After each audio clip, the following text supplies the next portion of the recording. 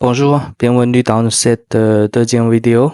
Aujourd'hui, on va répondre la question avant le mot autiste n'existe, comment voyons-nous ces enfants? D'abord, fermez les yeux.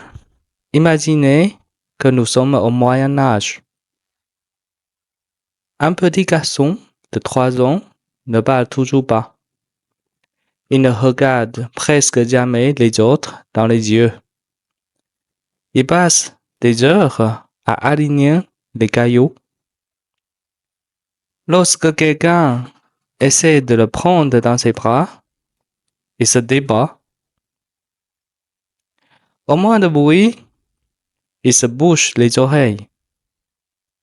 Quand les habitudes changent, il se met à hurler. Aujourd'hui, beaucoup de professionnels penseraient rapidement à un trouble du spectre de l'autisme. Mais imaginez maintenant que nous sommes il y a 500 ans. Le mot autisme n'existe pas. La psychologie n'existe presque pas. Les neurosciences n'existent pas. Alors, comment les gens expliquent-ils ces comportements? Bonjour, ici c'est Kobe Dovu, un éducateur spécialisé qui travaille dans une école pour les enfants atteints de l'autisme.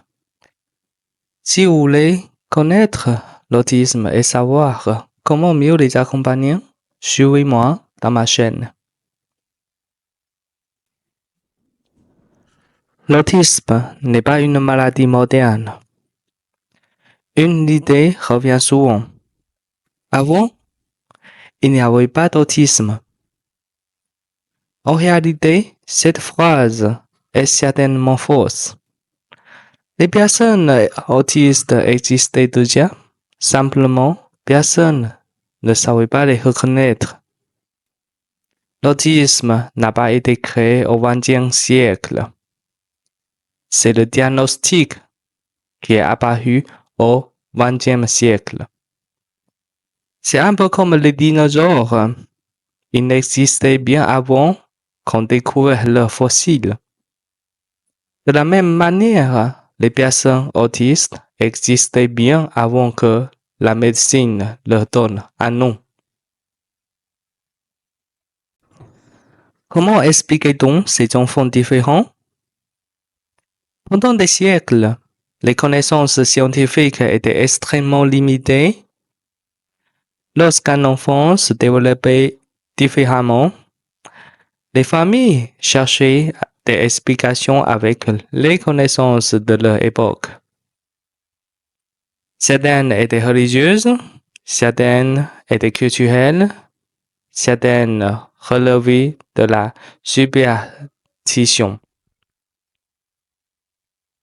Dans certains villages, on pensait que l'enfant était possédé. Dans d'autres, qu'il était puni par Dieu. Ailleurs encore, on croyait que son âme avait été échangée par des créatures surnaturelles. Aujourd'hui, ces croyances peuvent sembler étranges.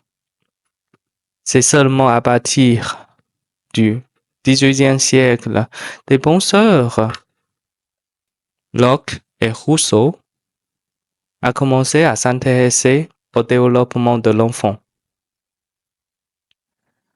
Au XIXe siècle, la médecine et la psychiatrie se structurent. Mais à cette époque, elles constituaient souvent les seules explications disponibles. Lorsque la science ne peut pas répondre à une question, l'être humain invente presque toujours une réponse. Les enfants cachés. Pendant longtemps, la différence faisait peur. Les familles vivaient sous le regard constant du voisinage.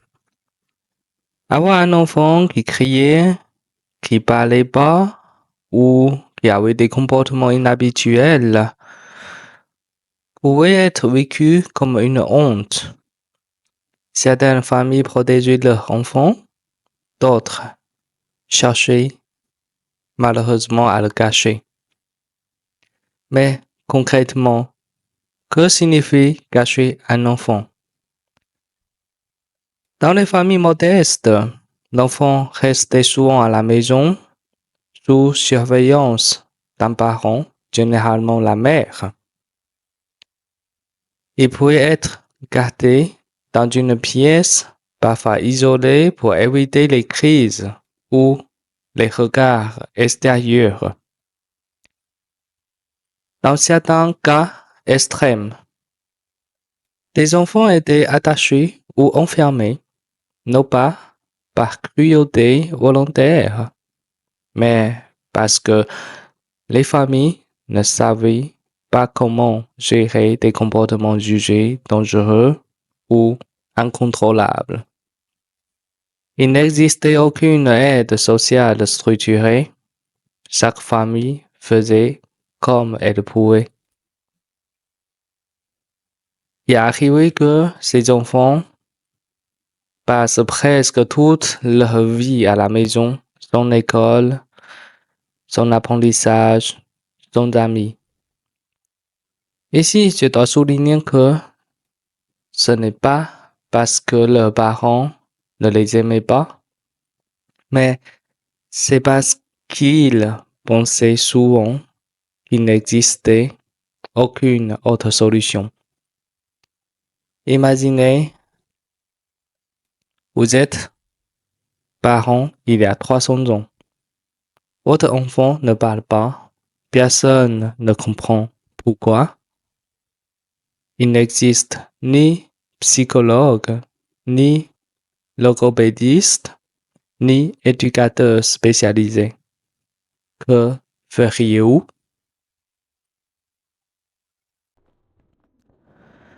Les agiles.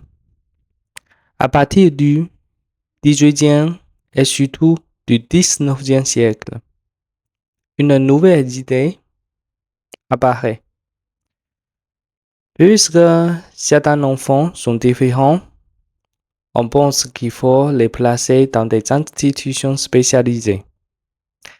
Ces établissements accueillent des personnes très différentes. Des personnes ayant une déficience intellectuelle, des personnes souffrant de maladies psychiatriques, des personnes épileptiques et probablement aussi de nombreuses personnes autistes. Le problème qu'à cette époque, personne ne faisait vraiment différence entre ces situations. Tout était mélangé. Pourquoi? Parce qu'ils avaient des comportements similaires. Difficultés de communication, isolement, réactions inhabituelles, comportements répétitifs.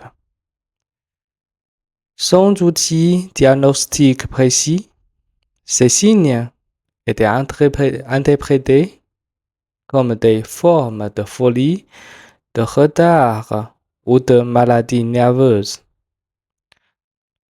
L'objectif, souvent davantage de les mettre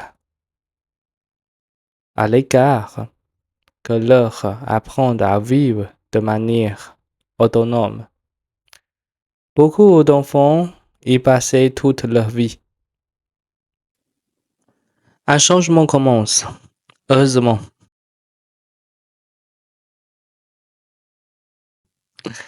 Certaines personnes commencent à penser autrement. Elles se posent une question révolutionnaire. Et si ces enfants étaient capables d'apprendre?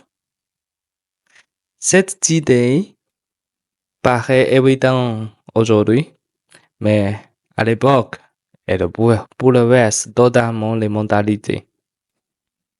Pourquoi cette idée est-elle si puissante? Parce qu'avant ça, beaucoup pensaient que ces enfants étaient irrécupérables,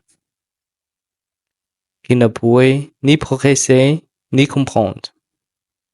Penser qu'ils pouvaient apprendre, c'était reconnaître leur humanité, leur potentiel et leur droit à l'éducation.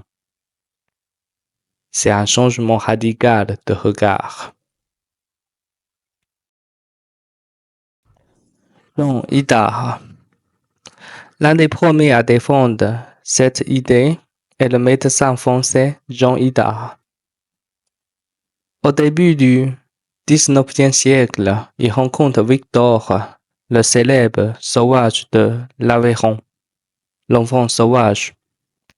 Victor ne parle pas, il communique des bœufs, il semble vivre dans son propre monde. Beaucoup pensent qu'il est impossible de lui apprendre quoi que ce soit. Mais Idard refuse de l'abandonner.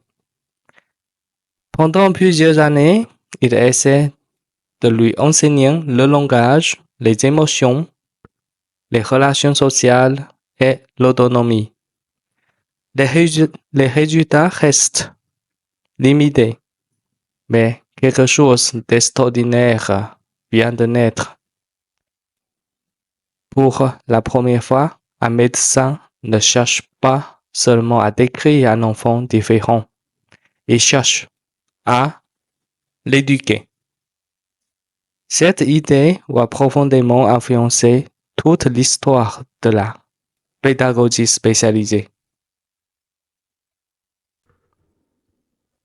Édouard Séguin.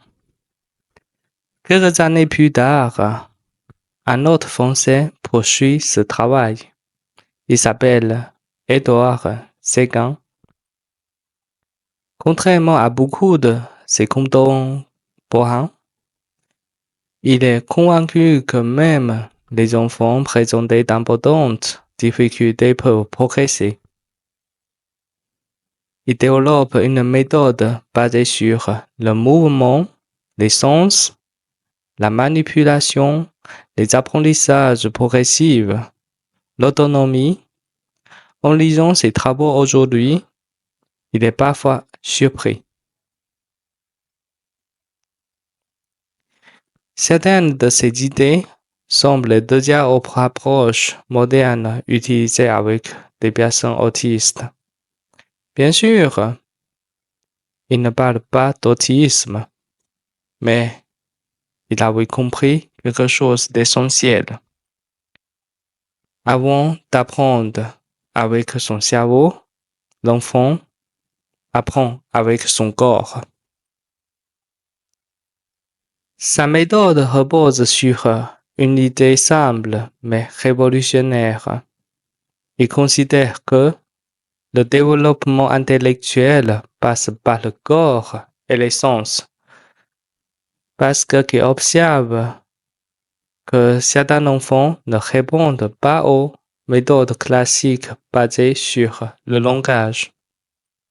Il propose donc une approche progressive, donc stimuler les sens, toucher, vue, audition,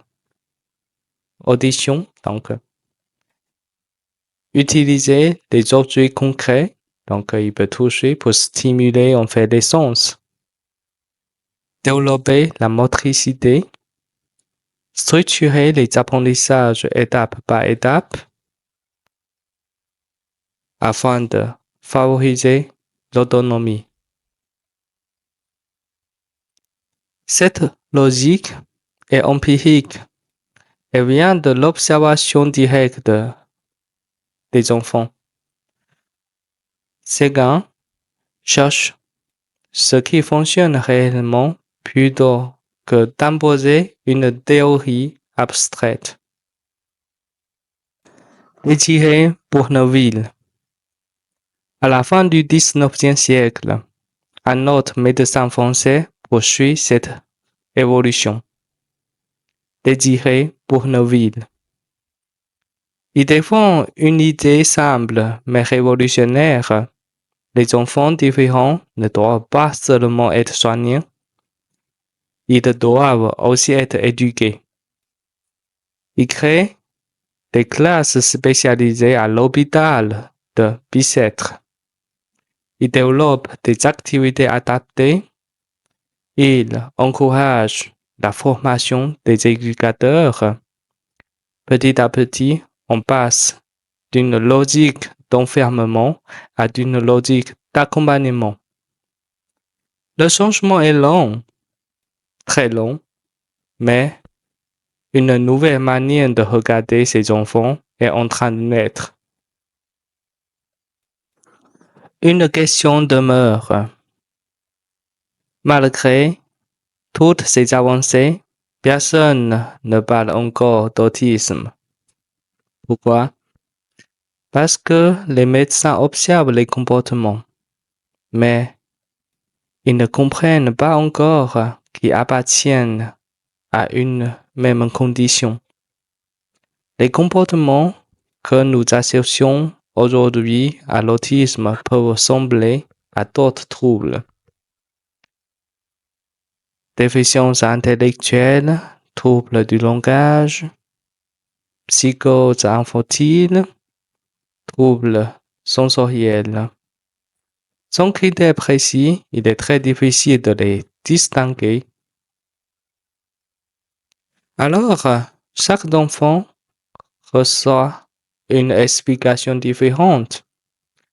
Retard mental, psychose, éducation insuffisante, maladie nerveuse, caractère étrange pour ceux qui sont plus légers.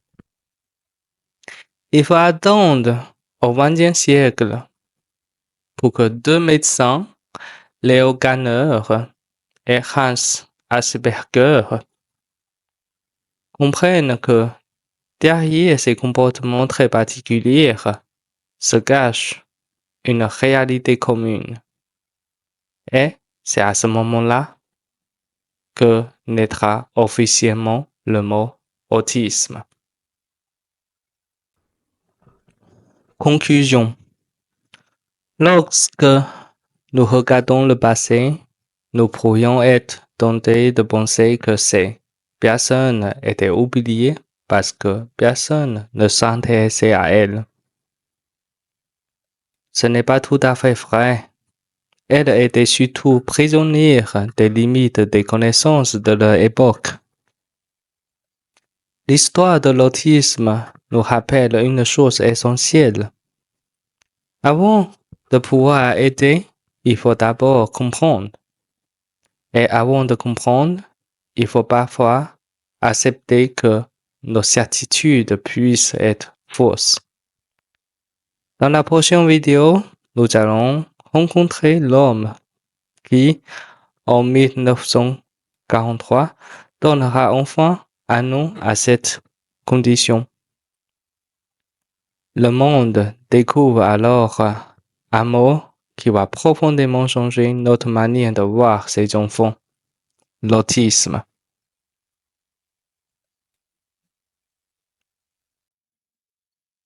Merci d'avoir regardé cette vidéo.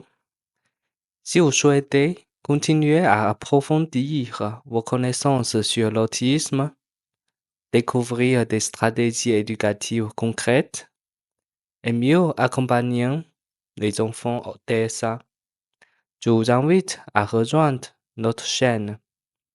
N'oubliez pas de aimer cette vidéo, partager vos réflexions dans les commentaires et vous abonner à la chaîne.